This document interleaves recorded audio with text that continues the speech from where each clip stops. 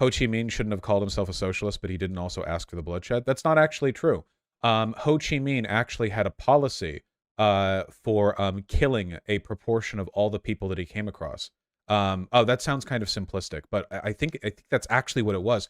There was like an edict put out by his army that there was like an execution mandate for a proportion of the man. What was that called? Oh, the landowners. Hold on. Yeah, but landowners is a really broad term. Okay, imagine like ginning up a bunch of like peasant soldiers, giving them 2 days of drill training, and then saying, "Hey, you have like free permission to kill people that fit into this social category." You know, it led to a lot of unnecessary death. Hold on. Ho Chi Minh death quota. God, that sounds so rad, dude. Holy shit. Death quota. A lot of people died. Yeah, okay.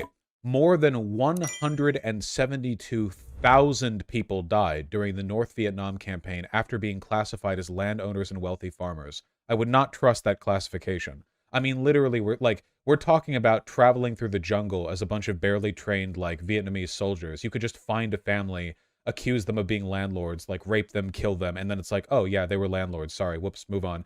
That with like that's, I mean, ultimately, Ho Chi Minh apologized for this. Ho Chi Minh apologized publicly for the the terror that he caused with his edict. So it wasn't.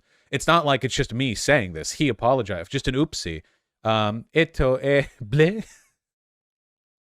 The land reform was a massacre of innocent, honest people, and using contemporary terms, we must say it was a genocide triggered by class discrimination. No, I don't think that's true. I wouldn't count a genocide based on class discrimination. But the records on whether these people were wealthy or landowners was like not reliable. Not to mention, keep in mind that like Vietnam was largely agrarian at the time. Do you have any idea how common land ownership is in agrarian societies? Like, imagine going out into the American Midwest during, like, the 1890s. Basically, everyone you come across is going to be a fucking landowner. They're all farmers. They're all farmers. Tankies accused Radio Free Asia as a CIA source. Okay, Ho Chi Minh literally apologized for this. There was a fucking video of him apologizing for this. So that, you know, they can say this is a CIA source if they want. They fucking go back in time and assassinate CIA agent Ho Chi Minh. Show it? Yeah.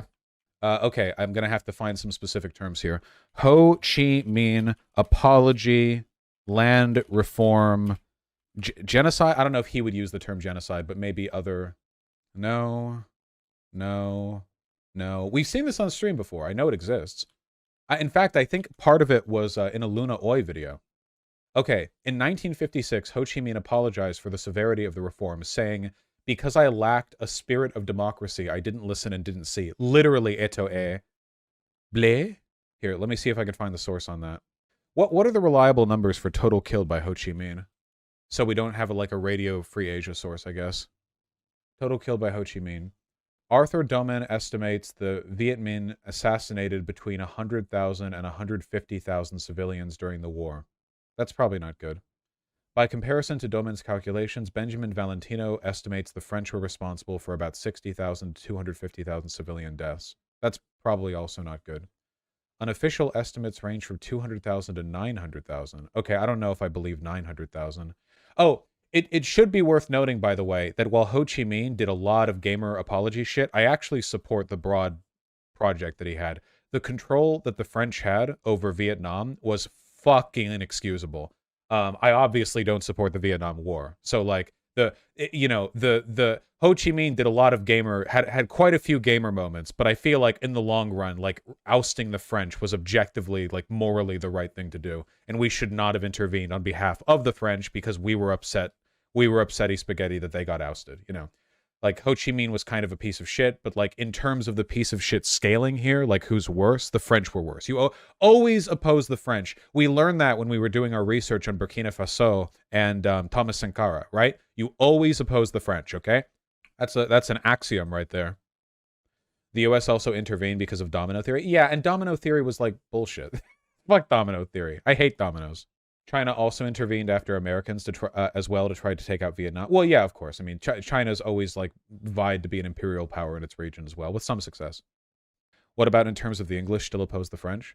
I feel like after World War II, the French became the bigger bad guys in global imperialism than the British did. The British lost a lot of their territories, but didn't the French still control like half of Africa? Hold on. When was Africa decolonized? If I remember correctly, after World War II, France had like, okay, French colonies list of French possessions and colonies from the 16th century to the 20th century. The French, they had a lot of, it was Vietnam. They had a lot of stuff going on, you know? They were doing a lot. Of course, we have the Louisiana Purchase, and this is the fact that the French were up here is the reason why we have Québécois. France is the queen of never letting stuff go. Yeah, that's why they have a whole government branch dedicated to preserving their language as it is right now. You'll never have no cap or its French equivalent being added into the French lexicon. They still have colonies? No, they still have colonies, for sure, yeah. Though they used to have more, of course. I've heard their Western African possessions post-war described as a hidden empire. Well, guys, they were still intervening in Burkina Faso's politics to get Thomas Sankara assassinated in the 1980s. Isn't the wife of Sankara still alive? She's still alive! She's only 69. Nice. That's how recent we're talking. This was the wife of Thomas Sankara. Sorry, there was a cute photo of them dancing together, but I can't find it for some reason. Like, Thomas Sankara died recently enough for us to have photos of this quality looking at him. Look at that. Look at his cool, what are these called? Garlands? Is that what they're called? The wreath of flowers around your neck? That's correct, right? Or is a garland when it's on your head, like a crown? A lei, that's right. A lei is when it's around your neck. A garland is when it's on your head, correct? Aren't lei Hawaiian? Well, I'm sure there are plenty of cultures that will put flowers around your neck, right? I don't know. Anyway, the point that I'm getting at is that France is bad. Okay, yeah, like, all the places that they still have. Is this listed in order of removal? They still have all these islands. In Africa, listen to this.